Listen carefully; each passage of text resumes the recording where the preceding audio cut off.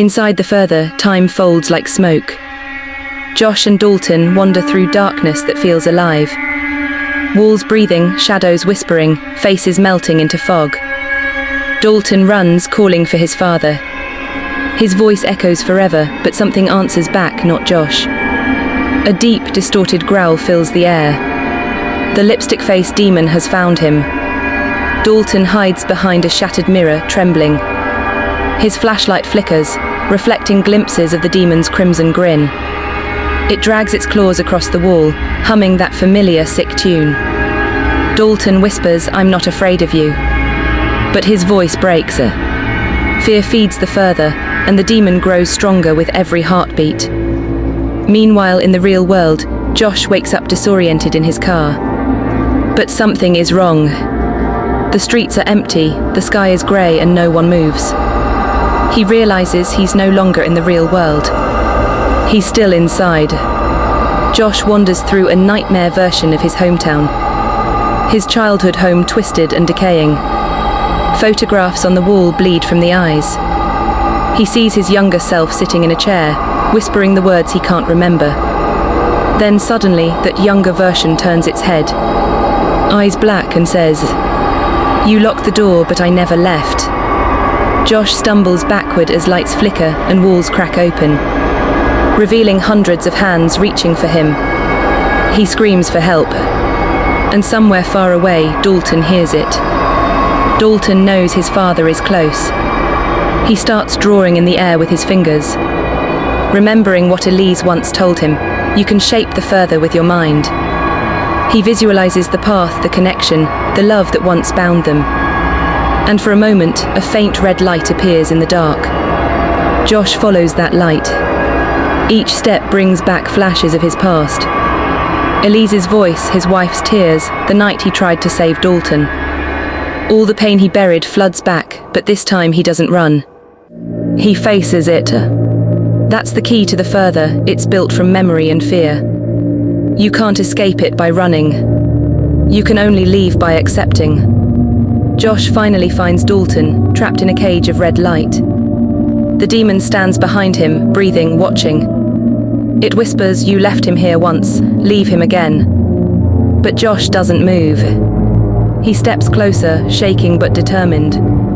He says softly, "I remember everything. I remember why I forgot. And I'm not afraid anymore." The demon roars. The red door slams shut behind them. Shadows swirl, pulling at Josh's body. He grabs Dalton's hand, and the two of them run through the collapsing world of the further. Every hallway leads to another memory. Josh's childhood drawings of dark figures. Dalton's paintings of the red door. Each one a reminder that trauma repeats until it's faced. They reach a dead end. A blank wall pulsing with red light. The demon appears one last time, claws out, ready to strike. Dalton turns to his father and whispers, "I can finish the painting." He closes his eyes. In his mind, he paints the wall white, layer by layer, covering the red door forever. The demon screams as the color drains away, and the sound fades into silence. When Josh opens his eyes, they're back. In the real world. Dalton gasps awake in his dorm room. His canvas, once covered in red, is now blank, pure white. Josh wakes up at home. For the first time, his head feels clear. He looks at the sunlight through the window and smiles faintly. He doesn't remember everything, but the pain is gone. Later, Dalton visits his father. They sit quietly, both unsure what to say. Then Dalton pulls out a small painting. A white door glowing softly. He says, "It's over." Josh nods. "No," he replies. "It's open, but we don't need to walk through anymore." They both laugh. And for the first time in years, peace fills the room. The meaning behind the red door. The red door was never just a symbol of horror. It represents the mind's boundary between the conscious and the buried. Between what we choose to remember and what we lock away. In earlier films, it was a gateway for demons. But in the red door, it becomes something else. a representation of trauma inherited through silence.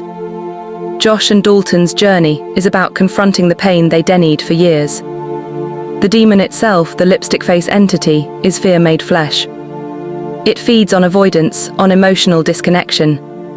By painting the door white, Dalton isn't just defeating evil. He's healing. He's rewriting the memory, turning a symbol of terror into one of closure. And that's what makes this movie powerful. It's not just a horror film, it's a story about reconciliation. About how fathers and sons, no matter how distant, can find their way back through understanding and forgiveness. In one of the final scenes, Elise appears in Josh's dream, smiling softly, telling him, "You've always been brave enough, you just needed to remember." It's a subtle way of closing the circle, tying this film back to the very first Insidious. The final shot shows Josh walking away into the light. The camera lingers on the door behind him. No longer red, no longer glowing. Just a door, silent, closed. But as the credits roll, the faint sound of a metronome begins to tick. A reminder that some doors never stay locked forever. Insidious, the red door hides a message that most viewers miss. The real horror isn't ghosts, it's what happens when families forget their pain. The film uses supernatural metaphors to show generational trauma. Josh's repression mirrors the way parents often shield children from their own suffering. But that silence passes the curse forward. Dalton's art, the red door, and the haunting visions represent emotional truth trying to resurface. It's why his art professor says, "The deeper you dig, the more you find yourself." That line is the movie's core. Because the further isn't a place, it's the mind itself. By facing it, both father and son finally heal. And that's why the movie ends with light, not darkness. Insidious, the red door isn't just the end of the franchise.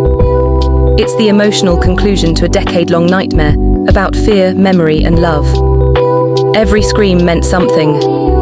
Every shadow hid a truth. And every door led back to the same lesson. You can't escape your demons, but you can learn to understand them.